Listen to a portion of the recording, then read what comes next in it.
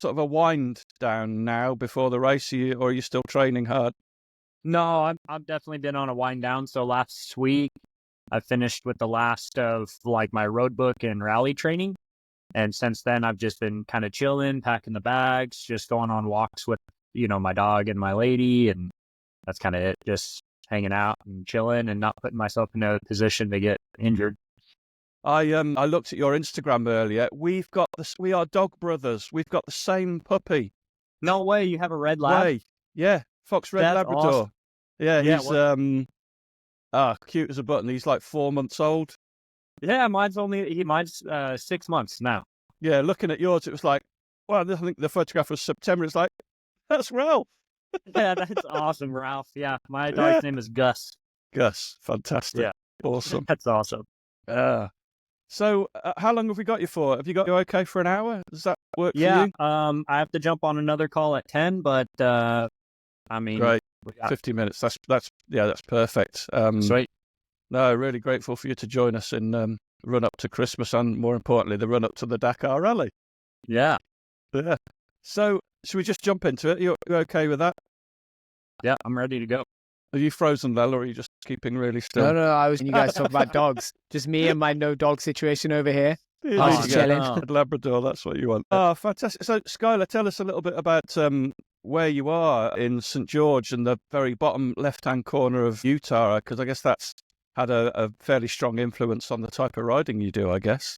Yeah, so specifically where I live in Utah, I mean, Utah in general is like the state of sporting, super popular with motocross and supercross, and they put a really big effort into like triathlons and rock climbing, off-roading.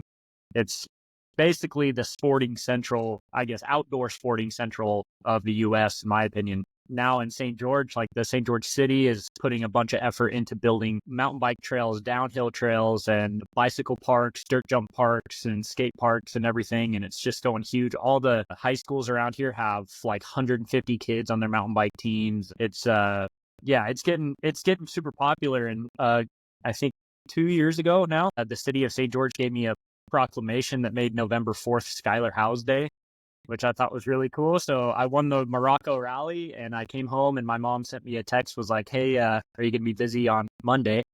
I was like, no, I got nothing going on. She's like, all right, well, wear something nice and come to the city hall. And yeah, I got a piece of paper that is a proclamation that says I actually have like a Skyler Howes Day in St. George. So I thought that was pretty cool. It doesn't do anything. It's not a get out of jail free card and there's no like actual holiday, but still something kind of cool. But that's cool. Yeah. No, that is pretty cool. cool. It's something that me and Clive don't have. We don't have like a Llel, Pavey and Wimborne day. So you get, in the UK, you get Freeman of the City and you get a certificate, but pretty much all it entitles you to do is to graze your sheep on any grassland in the city. Yeah. Hey, you say that. About 45 minutes north of me in Cedar City, they actually have a giant sheep festival where they close down the main street and just herd everyone's sheep and have like a parade. So it's pretty similar here. Yeah, it sounds like my kind of place, actually. Yeah. Yeah. But St. George in like the south of Utah is a lot more desert, like high desert. And so where I grew up, specifically, I was only like 10 minutes away from the desert. And so all of my bikes growing up that my dad got were always, either hand-me-downs or he found from a junkyard and fixed. So we never really did a lot of racing. Definitely didn't do a lot of motocross racing just because it was, expensive. So I grew up just going out to the desert and riding for fun out here. And the desert here is really broken and inconsistent. So a lot of other places you go, the whoops are always like have like a constant rhythm. Here they don't. They don't make any sense. You'll have two whoops that have a rhythm, and then the next one is super offset. So you have to really time everything. And then every time you ride a trail, it's going to be different because of like weather damage or washouts or whatever it might be. A rock's in a new place. And so what my dad told me is like, if you can figure out how to ride the desert here, typically you could ride anywhere. And so when I started riding in Southern California, which has, the reputation of being even more gnarly and damaged and hard to ride, I adapted super quickly, racing the National Hare and Hounds and having success over there. So the desert specifically here, even though it's relatively small. I mean, I guess if you like consider it to anywhere in the UK or specifically in Europe, we got endless riding. Yeah, the desert here, right around St. George, is kind of small, but we can go out tons and tons of areas and make new trails and all types of stuff like that.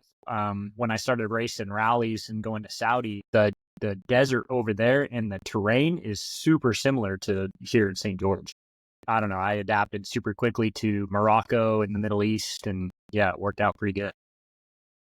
So you've had a fairly protracted route from amateur racer, from obviously schoolboy through to working a job, selling everything you've owned, being a privateer, getting what was a ninth. Were you still a privateer when you actually got fifth? Yeah, still a privateer then also. Yeah. Tell us a little bit of the story of how you went from being that privateer, doing incredibly well, to getting the factory ride. Well, it was because you were with Husky first of all, weren't you? Went from Husky to Honda. right. So yeah, it was a really challenging period because I rode for Chris Blaze, was my first like actual official sponsorship, and up until Ricky, he was the last American to finish on the podium. And when he got injured, he started his own race team and his own business, like a repair shop or a race bike building business. And so he was sponsoring young kids to advertise for his business and also help out the kids. And at the time, I was winning the 250, what is now the 250 Pro class. But I was on an 07 or an 05 YZ 250, and I had duct tape numbers, and I would go to the local motorcycle shop and dig in the dumpster for the tires for the race. And I won a national championship with duct tape numbers and trashed tires. And all my gear was hand-me-down gear from my friend Gavin, who worked at the Rocky Mountain ATV place. He would get, his employee discount for new gear, and then he would give me his old stuff. So all of my 125 championship, my 250 championship, all of those were done with duct tape numbers, trash tires, and hand-me-down gear. And so Chris noticed that, and I was coming to a race with my friend Brian, and we would drive his parents' truck and show up to the race like, either the morning of or sometimes the night before and sleep in the truck or whatever. And then we'd go out and I'd finish top 5 overall in the National Hare and Hound. And at that time, it was pretty stacked with like Kurt Caselli, Destry Abbott, Kendall Norman, all these like super, super fast guys. And David Pearson, I was doing like pretty well on this old clapped out bike. And so Chris sponsored me, and I was riding a KTM 300 2-stroke. And I have some pretty like radical photos and also videos. They filmed, I think it was Moto 7, maybe it was Moto 10, I can't remember, but I whole shotted a National Hare and Hound on my 2-stroke, which is not like a normal thing to do. You usually get blown out of the water by the 450s, but got some pretty cool photos of getting whole shots and all this stuff against all the factory bikes. And so with Chris, I got like a podium and some pretty cool results, but I was always kind of plateauing. I'd get, always just worked by the 450s. And then, so I decided, all right, I want to ride a 4-stroke. Chris didn't want me to ride a 4-stroke. So I decided to leave and start riding just as a full privateer on my own. And it was a pretty rough decision because I learned a lot of lessons the hard way. And a lot of those lessons being like, don't step over dollars to pick up pennies type thing. Like I would not replace a $3 seal because I was like, oh, it's not leaking now, no reason to replace it. And then the next race, the seal would go out and it would ruin the whole race and things like this. So I was learning a lot of lessons, DNFing races. I didn't really have a really good image because of this. So I wasn't getting any support because I was, making bad racing decisions. And so I decided to race like long distance stuff, best in the desert, Baja races. And it even got worse because those ones are, really high consequence. You're going to go down there and spend $5,000 on an entry fee. And then if you look like an idiot and you have a poor result, then you're definitely not going to get any help. So I was just kind of losing money and like losing support at the same time. And nothing really was making a difference to get sponsorships or to do anything. And so I kind of went through this depression where I started realizing that like riding a dirt bike for my living was not going to happen. I was not going to become like a factory racer. And I was like, oh man, this is what I've worked my whole life for. And it's not working out. And I got a sponsorship from some guy who promised me the world, and it ended up being exactly opposite. So I left, and then he badmouthed me because I left the team. So then I was getting like people talking negatively about me, which affected me even more. I'm like, oh man, this is, the worst. I'm donezo. And I got super fortunate at the time. A guy let me live in his like little casita, like a, almost like a grandparent's home type thing attached to his house. And so that helped me out for me to not go completely broke, or else I would have definitely been homeless probably. I'm not even joking. Like I literally would have almost been homeless. I wasted all my money racing in Baja and stuff. So I got super fortunate for Joe to let me live in his house. And then this guy, Garrett, well, backtrack a little bit. I didn't have any money to go racing. And I consider him like a dad, actually. His name's Mike. He was like, all right, we're going to race Vegas to Reno. I'm like, dude, I don't have any money. My bike's not prepped. I had built an 05 CRF 450X that I found in a barn. So it was literally a farm bike. What year was this? This was in 2017, like that. Yeah. So your bike was 12 years old. Yeah, my bike's 12 years old, and I bought it for like $1,200 too in a barn. I actually found it in a farm, and I stripped down, rebuilt everything, and Mike was like, "Hey, let's go racing." I'm like, "Dude, I literally have $0 in my account. I can't afford it. The bike's not prepped. I can't even afford to buy tires, let alone gas or an entry fee." And he just gave me his credit card, and he's like, look, whatever you need to do to prep the bike, sign up for the race, let's go racing.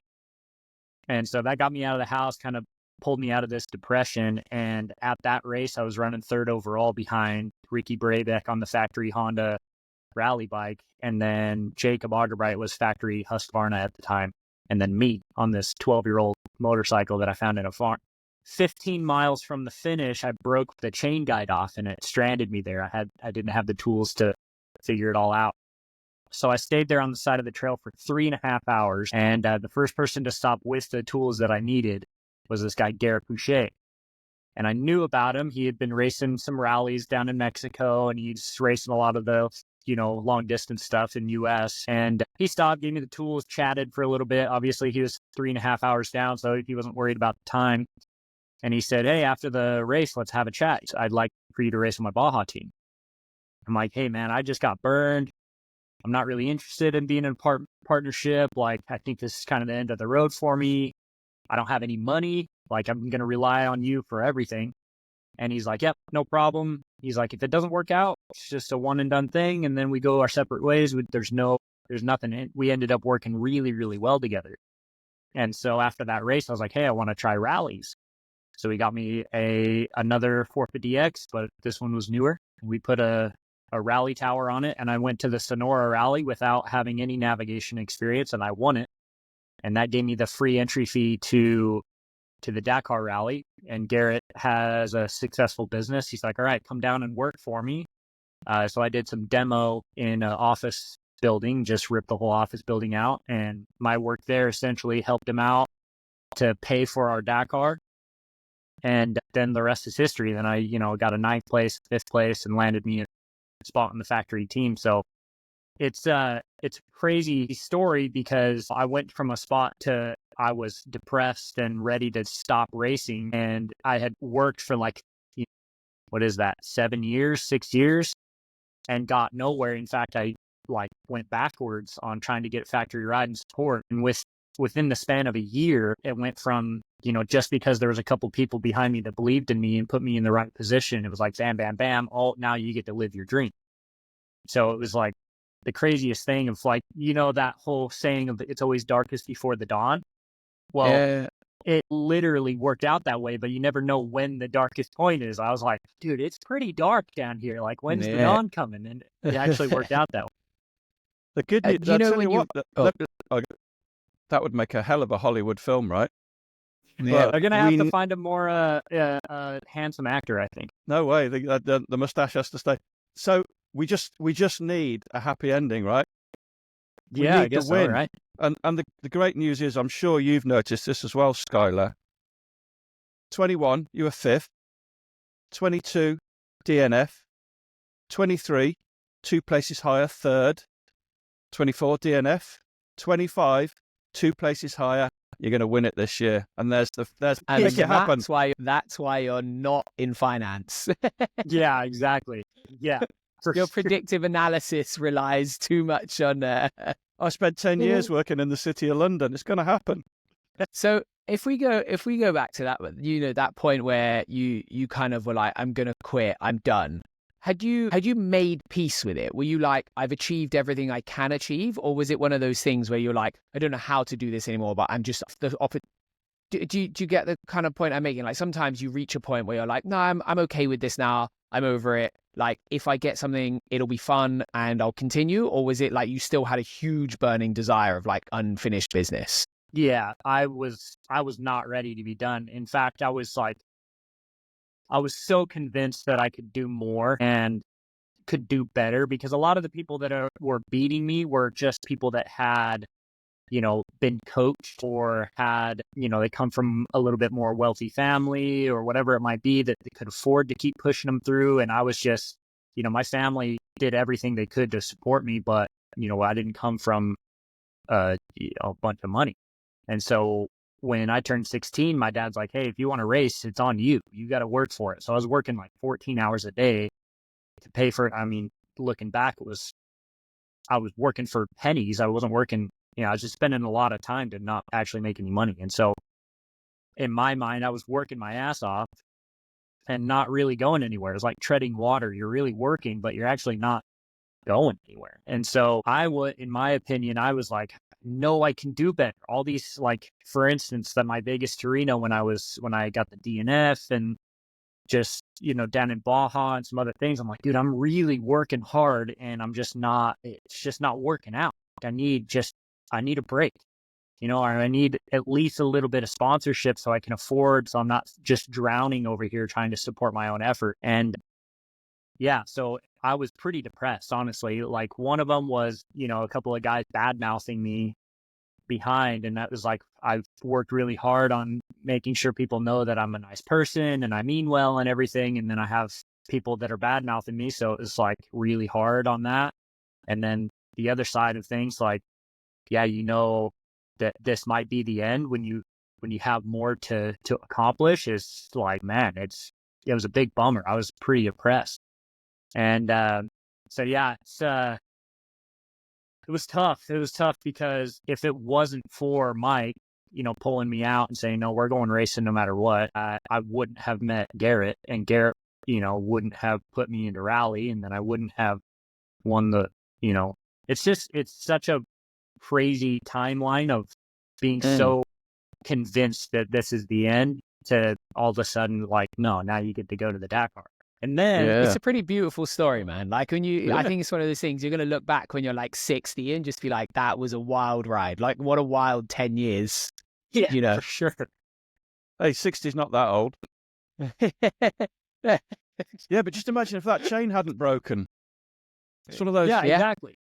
But then maybe, he finishes third in the Vegas Torino on a clapped out 2005 CRF. I mean, that's pretty impressive as well, because like any 10-year-old, I don't know what bikes are like in the States, but if you found a 10-year-old dirt bike here, I wouldn't go racing on it. You'd need to do a lot of work on it. So if we move forward a little bit in time, if you look back now at the moment that you got that Factory Husky ride, what was your like emotional state around that? Because, you've been to the bottom of the barrel and now in 3 years, you're effectively at the top of the barrel. Was that like relief? Was it excitement? Was it pressure on yourself to suddenly have a platform where you can start to achieve what you think you're capable of? Like where were you with that?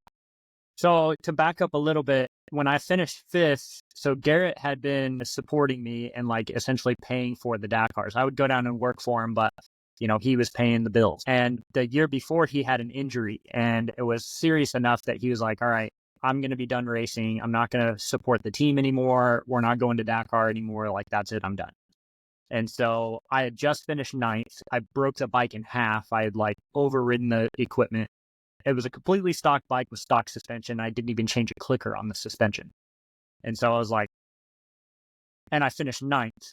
And I knew that without all those mechanical issues, I was like, dude, just without the time lost from mechanical issues, I could have finished in the top 5 for sure. I was like, I know I can do better.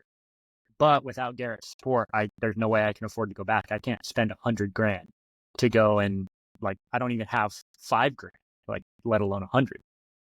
So then Bart Van de Velden with the Boss World KTM team, he called and he's like, hey, I'd like for you to ride on my team. It looks good to have like a fast rider on the team for business. He's like, I can't give it to you for free, but I can help you, and I can guarantee that you're going to have the best, I guess, privateer support right out there. And I said, look, I appreciate it, but there's absolutely no way.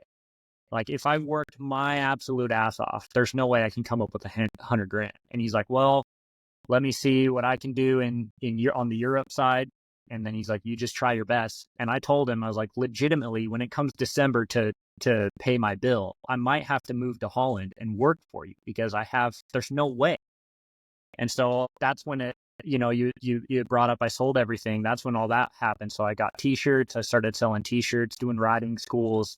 I had 3 of those X's that I had built over the years. I sold all of those. As a gift, Garrett gave me my first Dakar bike. He had it shipped over so we could train on it.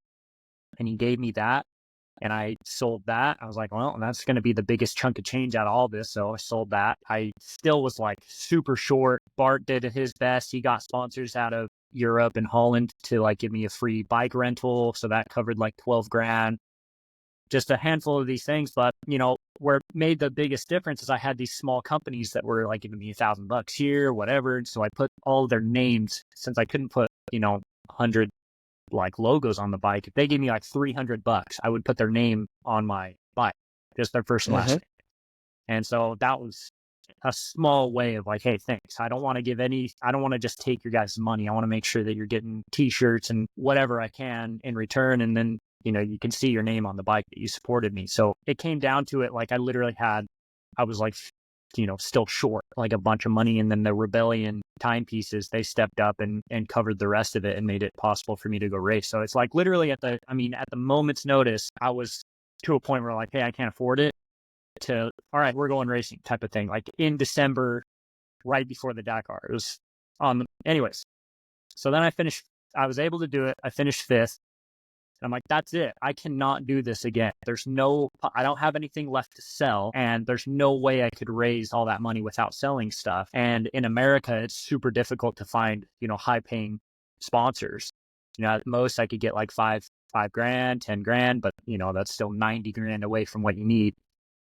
Let alone I still have to work a normal job. Anyways, I was like, all right, so this is it. Like, I have to get support from this, or else I'm never going back again. Luckily, I finished 5th.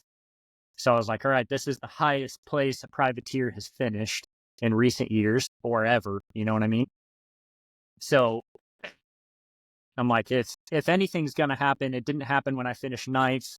If I finished 5th and I was leading the Dakar for a day, I'm like, it's got to finish now, or like, it's got to happen now. So I was emailing Bart. I emailed, the manager of the KTM team. I was emailing all these people like, hey, I'm super happy with my result. I know I can still do better than this. Like, I can't go back unless I get some support. And I finally got a reply from Jordy, the manager of the KTM team. And he's like, hey, we're having our meetings in like 2 weeks. I'll let you know. And then I went like almost a month with radio silence, no responses to messages, nothing. And I was just like, oh, that's it. Like, I've done all I can do. There's no way. And then I finally got a phone call from Jordy, and his first thing was like, how do you like the color white? And I'm like, whatever. I love the color pink. Whatever you're going to tell me. Put me on. So I'll ride an OnlyFans bike. Yeah. I'll ride anything. So, but it was funny. I had just started dating my girlfriend now. We've been together for 5 years now, but we had just started dating at the time, and she didn't know. She didn't grow up around dirt bikes or anything, and it's a funny story for me to tell now. She gets a little embarrassed about it, but I finally hung up the phone like, all right, yep, you're going to be a factory rider. Like, this is the dream you've always been searching for. Everything is like finally come together. And I walked in, I was like, I did it. I got a factory ride. Like, I'll be able to be a factory dirt bike racer. And my girlfriend goes, that's great. Like I just got a promotion at my job or something. And I was like, I don't know what to do. That's so funny. She understands the importance now, but at the time she was like, oh, that's nice.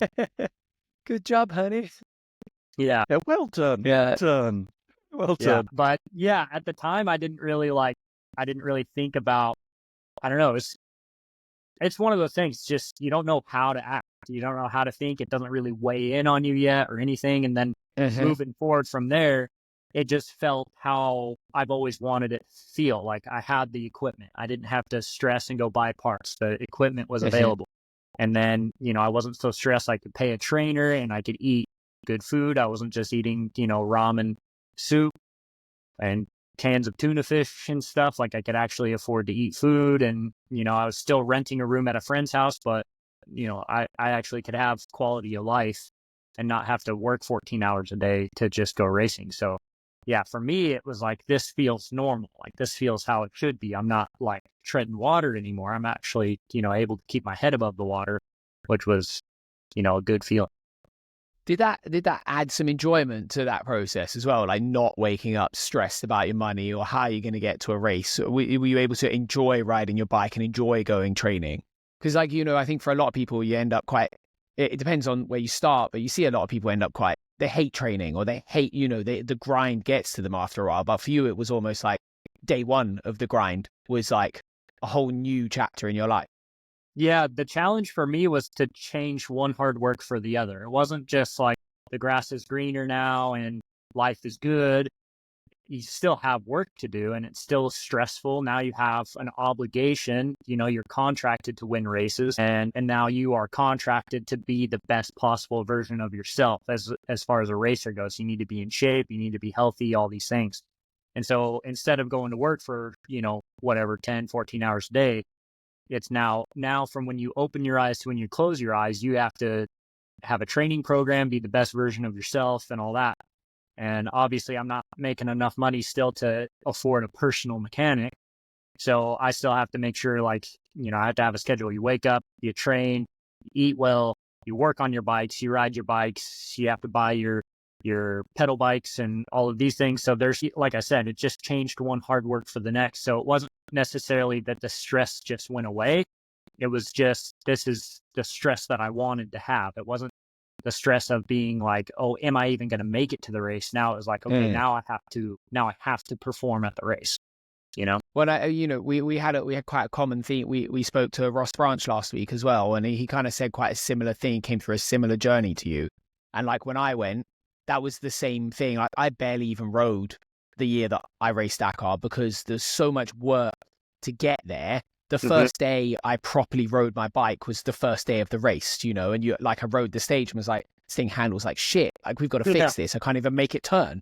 Like, how am I going to ride this for another 9,500 kilometers if I can't go around a corner? And so there must be a bit of it as well where like just knowing your equipment inside out, it's maybe not a stress reduction, but like just a good feeling to get on your bike and it be familiar and that it's good. You don't get to the start line and go, we've got the wrong forks in the springs in the fork, and I've now got to ride it for 2 weeks like that, Well, the interesting thing as far as my scenario was I had never been in a situation to be picky about my setup. It was always just like, this is what you get to ride it. And so my friend would always tell me, oh, Skyler always has to do more with less. And so now I have to do more with more. And I had to teach myself to be picky. Like before I was like, yeah, this is always going to be the best thing that I've ever ridden. I don't know how to make it better. Everything else leading up to this point was just a stock bike, or maybe I got suspension, and the suspension guy told me it was good. So I was like, all right, yeah, it must be good. So now I have to be picky. Well, the bike is actually doing this. Oh no, when we change triple clamps or we change this or whatever, what's it actually going to change? And I was actually nervous that I would tell them the wrong thing. Like, oh, this is what I feel. And they'd be like, oh, nope, you're wrong. Well, that's what I feel, So like I had to learn that I had to be a bike developer. I had to turn myself into a developer, be in tune enough with the machine to make the proper adjustments to make a better bike. And so for me, it was a little bit scary, but at the same time, it's very fun and gave me a sense of like pride too that I was directly involved with the development of a, legitimate motorcycle. So that was a cool process. And then, at the time, my mechanic, Louis, is like, he's such a good mechanic. And so I knew for a fact every time I swung my leg over that bike that it was just going to be the best bike possible. Like there was no like in my own brain when I was racing bikes, I'd be, I triple checked that bolt, but maybe I should have quadruple checked it, like always in my brain, like, did I do everything on the bike?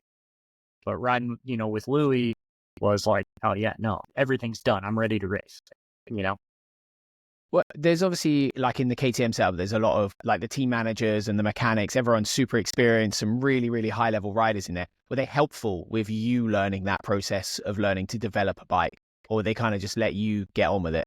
Yeah, they just kind of let me figure it out. The thing that I always thought was frustrating was they would never actually tell me what they were changing. I just had to tell them the result of what it was and say if it was better or worse. And I like to know exactly what they're doing because it gives me a little bit more understanding of like how to relay information. So for instance, if you change the internals on the suspension, which direction did you go on the internals? And then in my brain, I'm able to, change that into how it feels on the bike. So then when I want to make a change in the future, I can say, hey, this direction you went was better. Let's continue this direction or go the opposite way. This is what happened when you changed this. So I prefer to be a little bit more technical and know exactly what's happening. And when I was, developing and testing over there, I wasn't even allowed to look at the bike when they were doing it. And then they would just say, hey, go ride it and let us know what you think. So yeah, which I suppose they're trying to get you to stop you, like to stop the placebo effect a little bit, right? I suppose that's the idea with that. Exactly. So here's another question. When you like ride motocross or enduro, it's pretty easy to be quite clinical about developing a bike because you can just do it off the stopwatch, right? You go and make a track, you go to the motocross track, you're either 2 seconds faster or 2 seconds slower. Even if it feels better, if you're going slower, it doesn't make a difference. But with a rally bike, it seems like, how do you do that? How do you do that development? Is it much more off your feeling, or are you finding like a specific way to be more scientific with your measurement? That's a very good question because I actually just came up not too long ago. I was talking to my friend. So when we first developed that new KTM, like I said, everything that I'm going to ride is the best thing I've ever felt. And so if I feel like I can ride my 100% on the bike and I'm going and I'm not dying, then yeah, the bike's good. Well, then we took it to the first race and I could barely even finish in the top 10. And I was like, okay, now my brain understands that even though I'm riding at my 100%, that doesn't necessarily mean that the bike is where it needs to be, And so that's where it like kind of switched for me. Where like, all right, I have to be more technical about power to the ground, speed over the ground, comfortability where I can ride at that speed and not have to think about it. Because that was the other thing is like, I really had to think about going super fast. And on the times it wasn't showing. So it's like, now on the Honda, that's how it is. I ride the Honda. I'm not even thinking about riding and my times are, where I feel like if I put in an effort of like, yeah, I'm riding my maximum and then I'm winning the stage or finishing in the top 3 of the stage, the time is matching the effort. And so that's where it's like, you have to be particular about those things, like your time has to match the effort, I guess. So it's not necessarily about lap time or whatever, but that's why racing is so important. Like the rest of the world championship is so important because if you just go to Dakar off of only development testing, you're not going to have that like direct race scenario testing. Then if the bike's off, that it's off because your competitors were able to, put 2 to 3 minutes on you per day. When you're trying your maximum, you're like, okay, we're not where we need to be. We need to make it a difference.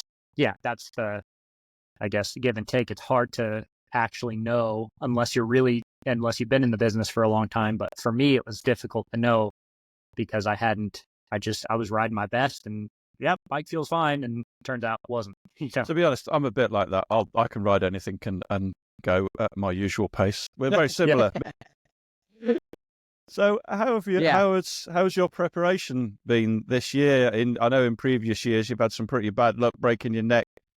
I think you broke your ankle in August this year. How's your build up to the 25 race so far? I feel like breaking your ankle is underselling that a little bit. Oh yeah, Did you see the I've seen the actual pictures. gnarly pictures? But did you see the gnarly one? No, they were only around for like a day, right? And then they disappeared.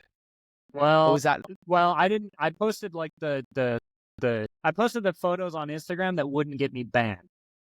Yeah, There's I a saw photo those. of Yeah. my entire leg sticking out of my freaking Yeah. my foot is disconnected from my body pretty much. It's so gnarly. Yeah, considering when you see the photos and you see how traumatic that injury was, I'm doing pretty good. So yeah, I guess I don't know. It has to do a lot with like my mindset too, because the last year and a half or so has been quite challenging. I went from kind of the highest to the high in my career of winning damn near everything, winning Morocco, podiuming on the Dakar, and then having an injury at Sonora, having a contract switch, which was probably the most stressful thing. I thought that the whole privateer thing was stressful, but dealing with contracts is gnarly work. That was difficult. It was not easy. So, I can definitely say that after that injury and all of the stress of the contract stuff, my mind and body was not in a good place at all. So then, I'm trying to rebuild from that injury, trying to, somehow fix my brain. And I really messed up my stomach actually taking ibuprofen. So just because of the stress and the ibuprofen, I like super jacked up my stomach, and it's taken a full year to try and fix it. Like it's still not perfect. So anyways, between that, then I started Morocco. I was still in my head about, all this crazy stuff. So I started Morocco. I made it 8 kilometers and crashed and then broke my leg. So I'm like, okay, well, this is a real bad start to Honda. And then, I was able to recover from that and race the Dakar.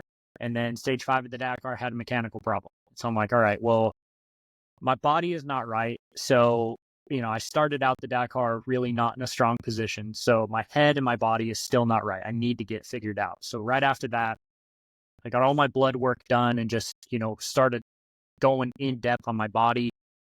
Figured out I was like clinically low on all of my levels. Like my B vitamins, I was in a position where like just my vitamin levels, I could have been admitted to the hospital to get actual like IV bags and stuff because I was so low. Like my body was so jacked up. So I did my blood test and I did all that kind of stuff, figured out that I was all messed up, started working on that, started trying to fix my stomach and my gut health. And then, kind of going from there, and then, getting more in tune with the bike, testing more, being a little bit more comfortable and confident on the bike. And then I go into Vegas to Reno, probably in the best shape I've been in 2 years. And in a good headspace, testing the bike and everything. And I made it 10 miles and hit an unmarked danger at 90 miles an hour at 140 kilometers an hour and went over the bars. Literally like get on top of your car and start driving 140 Ks an hour at 90 miles an hour and freaking jump off your car. It's essentially what I did. Don't do that, anybody. Please don't do that. Yeah, just to put in a visual of how gnarly that is, right? That's a horrific crash. And so when I hit this big compression, the only thing that makes sense is that my leg got blown off the foot peg and wrapped up in the back tire. And then in the chaos that crashed, the bike tried to go this way and I tried to go that way. And so it just pulled my leg apart and it just tried to disconnect my foot from my leg, basically. And then when that came out, it rebounded and then it stuck the leg out the side. And so I think we're gonna have to put like a grotesque trigger warning on this. Yeah, trigger warning for sure. But that's so disgusting. I had a similar thing. I snapped both my shin bones and my leg was, my foot was out here, kind of thing, like that. Yeah, guys, see, lost a toenail once. Yeah. So here's the gnarly thing is it was still my boot. This all happened inside my boot. So when I was laying there in the desert for 2.5 hours waiting for the helicopter to come, I had no idea what was actually happening. I just knew that my leg was on fire. It felt like my leg was swelling up and it was about to pop like a balloon. And so I was just sitting there with no pain meds, no nothing, and just laying there in the desert waiting for the heli to come. And so I consider myself pretty pain tolerant. And every time I was like starting to get pretty over it, I was like, all right, it's not going to last forever. I can lay here until, the heli gets here at least. Like, it's not going to last forever. And then another hour would go by and I'm like, this is just not a good time. Why did that take so long? we're just in the middle of freaking nowhere. And that organization they can't afford to have a helicopter on standby. And even if they did, there were 4 people that crashed in that exact section that I crashed, and two of them had to be flown out, like me and one other person. So it's like, clearly the organization missed markings. They didn't do a good job there. Plus, even if they had one helicopter on standby, it probably would have been busy already. So you have to call in from the nearest place, and the nearest place, it took them 2.5 hours to get there. So it's just one of those things with racing long distance stuff in US or in Mexico. You have to just be understanding that you're probably going to be either fully on your own, or it's going to be hours before you actually get any help. That's the nice thing about racing, world rallies or the Dakar. If you have a big crash or whatever, it's like probably going to be less than 10 minutes before you get a heli to you and get help. So it makes you feel a little bit better. But anyways, when the medics finally got there, they're like, "Hey, how you doing?" I was like, "Dude, I don't care what it is, but I just knocked me out. I just don't even want to be conscious, especially when you pull this boot off and all that stuff." So they're like, "Oh, you ever had ketamine?" And I'm like, "No." And they're like, "Well, you have now." And dude, I'll tell you right now, I left the universe. I was no longer in the Milky Way freaking galaxy. It was not an experience that I would suggest. I didn't have a good time. Or maybe if you took the ketamine, then jump off the car at 90 miles an hour, that would be a bit of a trip. You need to be at a rave to be dropping ketamine. Like, sitting in the desert with no foot is not the place, is it? Yeah, well, they call it a K-hole, I guess, is where you go. And I got caught in a loop. And the experience was that I was code in a simulation, like beep, boop, bop, beep, beep, like just beep, booping around in a hard drive. You've been listening to too much Joe Rogan. I was like, oh, well, this is what it's like to I'm just going to be here for the rest of forever now. Like, so, yeah, not cool. Jesus. But when I got to the hospital and I looked at my foot, and my foot was over here detached from my leg, I was like, oh, well, that's it. I had a good run, but there's no way I'm going to recover from this quickly enough to race the Dakar. And I mean, if I even get to walk again like this, like my legs detached. And so I'm like, well, I just kind of came to terms. I'm like, there's nothing I can do about it now. It just is what it is. We'll just see how it goes. So they go in, they start doing all the scans and everything, yada, yada, yada. And they go, okay, we have to set your ankle. And I'm like, what does that mean? Like, we have to pop your ankle back in place. And I'm like, what? I'm like, dude, my ankle's detached. What do you mean just pop back in place? You're like, yeah, it's just dislocated. And I'm like, so then I say, I'm like, all right, well, do what you got to do, but I don't want to be awake for that. That's crazy. And they're like, okay, yeah, cool. We're going to give you fentanyl. And I was like, ketamine and fentanyl within like a 3-hour span of time. I'm like, we're going downhill here. This is not good. So yeah, you hear all the scary stories about that kind of drug on the streets. I'm like, oh, I'm screwed here. Like, this is not going to work out. So anyways, I wake up from that. My ankle's, my foot's attached and everything. And the surgeon comes in and he goes, hey, we have to go into surgery. I'm like, okay, what do you have to repair? And he's like, nothing. We just have to clean it out and then we're going to stitch it up. And I'm like, what about broken bones? He's like, oh, there is none.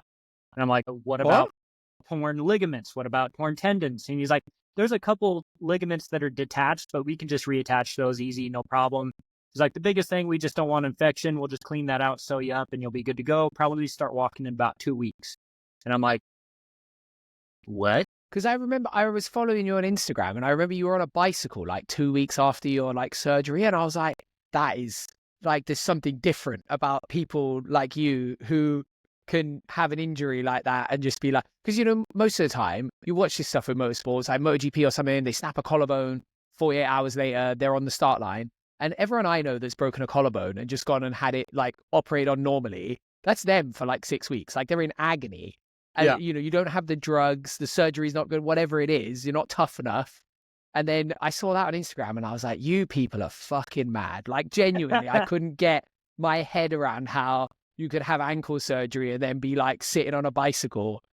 I mean, I'm not like the toughest person in the world, but I'm certainly not a complete pushover. And I just couldn't imagine how you even find that place in your head. But that makes a little bit more sense now, because you didn't have to have your entire leg reconstructed. Yeah. It's still impressive, but like, it was essentially the worst looking dislocated ankle of all time. Yeah. All of us. So it worked out really good. As far as Yeah. recovery time, I was back on the motorcycle in 5 weeks. That's awesome. Wow. Yeah. Was that good for your mental state as well to get to that place? You know, it's one of the things we're exploring a lot with this event we're doing this year, where we kind of want to try and understand like a lot of the different mentalities that people go through to be elite athletes and to finish Dakar and the places you have to push yourself and so on. Was that good for your mental health to go to the place where you're like, I'm at peace with whatever's going to happen here, and for then it to be good? Did that kind of give you a boost? It's kind of a morbid thought, to be honest. Like when I was in that K-hole, just caught in this loop, I was like, oh, this is what it's like to die. Like I said that at the hospital, and everyone went like, ooh, like that. I'm like, no, it's not really like a scary thing. You know what I mean? It wasn't this thing of like, I was like, oh, this is just what it's like, and it's also not a good thing to say, but if you've ever like kind of been knocked out or got a concussion, it just happens, and then you wake up and you're like, oh, well, that wasn't fun. But, when it happens, you're like, oh, okay, it's what it is. So in a weird, morbid way of thinking, like it actually gives me a little bit of peace and makes me less scared of what could happen. It's like everything, pain is temporary, and, whatever happens afterwards, whatever you believe that happens afterwards, it just is going to happen. There's nothing, that you can really do to control it. So the only thing that you can do is do exactly what you love to do, the best you can do it, which is, for me, riding my dirt bike through the desert at high rates of speed. And so, I think looking back at the injuries and then looking at this one specifically, it wasn't really necessarily a mindset of like, oh yeah, I'm in a good spot, like I was able to heal quickly or whatever. It's just more like, yeah, this is just, what happened, and all I can do is just take the punches and take the cards I've been dealt with and play them, and I got fortunate enough that when I got that timeline of like, yeah, you should be good to go, like back on the bike at like full training, completely released from any type of restriction at like 6 weeks, I was like, oh, we're going to have plenty of time to be ready for the Dakar. And so on that timeline, I just, put out, okay, all I want to do is get back to where I was before Vegas to Reno. I'm not taking a single pain med. I'm not going to mess up my stomach again. I'm just like, I'm going full, all natural with this one, and focusing on like the best food and everything that I can do, being like my best health, and then get back to where I was for Vegas to Reno and try to get into a better spot, which is, I believe, where I am now. And so like my mental clarity is way better. I just did like 5 weeks worth of road book and rally training. And during all of that, usually the only mistake that I would make is if the terrain was super, super difficult and I was just focusing on pushing the terrain, I might have missed a note, but not bad enough to get super lost, or if there was a mistake in the road book. So I was like, all right, the navigation is, on point. I'm doing really good navigating at speed. So that's important. I feel really good on the bike. I was able to go out and test and, manipulate my suspension setting a little bit and get more comfortable there. So I'm really confident in the bike, and my body's doing good. I'm putting out, anytime I go cycle, I'm putting out better numbers than I ever before in my life. So I'm like, all right, well, clearly I'm getting much stronger on the bicycle, better in the gym, better on the bike, more comfortable and confident on the bike. So just within, since September till now, I've made some pretty, massive improvements with my health and my mind and, my comfortableness and stuff. So yeah, I guess coming from that injury, I'm probably in a better space now than I ever have been, to be honest. Great. Listen, we're kind of out of time, I think. So just one more question to finish on. But yeah, thanks a million for doing this. It's been really good. And we might not be able to ride with you ever, but fucking hell, let's try and go to a party and you can bring the drugs. It'd be great. Yeah, right. But yes, just to tell it, I mean, I know it's a ridiculous thing to ask about the Dakar because it is so much of it is down to luck. But what are your hopes for 2025 in the Dakar? Well, this route and this year's going to definitely be super challenging. This first week is just going to be heavy. Day 1 is 450K. Day 2 and 3 is the chrono stage, which is less dunes and more difficult navigation and more canyons and stuff. And it's 1,000 kilometers. So day 2 and 3 alone is just going to be heavy. Then the next day is a 500-kilometer day, followed by the marathon stage. Just this first week is going to be super heavy. And so that alone will be important to keep your head on straight and make sure that you can just stay focused and take every day as you can and try to minimize the mistakes. So I think for me is to make it to rest day and make it to rest day in a good position and feel good, like mentally, and make sure my body is feeling good and not smoke myself on the first week. So I guess my goal is, anytime when you have kind of a failure at the Dakar, like my last one with a mechanical issue and just not really being in the right headspace, all I want to do coming into this one is do better than my last one, right? The last one I finished was a podium and was, I led the majority of the race. So I think, to try and build off of that is kind of my goal. But I have a little bit more of a realistic expectation now, since I've done a few of these, that no matter what you think or no matter what your expectation is going into the race, it's going to be different no matter what. So I don't have anything to prove. I don't have anything to prove to myself or to anyone else. All I want to do is to have a good, clean race and have a bunch of cool stories to tell afterwards and do my best. And hopefully at the end of the race, it's in a good position to where I can continue to do this for, a few more years. So that's the way I'm looking at it. That's my only goal, is put myself in a position that I can continue to do this, and hopefully it's on the top step. But at the end of the day, I think it's weird. There's other guys that have this, there's no other option mentality. It's like we win or nothing. And there's no plan B or things like this, but mine's a little different. I perform the best when I'm having fun, when I'm having a good time, riding around, gelling with the bike and just, this is, cameras. Oh, that's cool. The helicopter's here. Let's do a no footer. You know what I mean? So that doesn't always end well, right? Yeah, exactly. I was waiting for you to catch that. So yeah, that's just where I'm going to be. I'm just going to try and have the most fun. And at the end of the race, I just want to make sure I minimize the mistakes and I'll come home happy. So that's it. Perfect. What a fantastic chat that was. Absolutely brilliant. And you've got to sell the story to Hollywood. Amazing. But you've got to win. You've got to win. Well, how much you want for the rights? I'll buy it off you for I got $20. Yeah. $69. Yeah, okay. I'll put the other 40 in then. I'll do 10% of the profit as well. Yeah, solid. Fantastic. We better let you go if you've got to talk to somebody else. But yeah, thanks a million. That was awesome, man. Really appreciate guys. it. Thank you so much. Thank you. Pleasure, man. Good luck. Enjoy. Catch you later. Okay. I'll talk to you guys later. Bye. Cheers. Bye. Bye.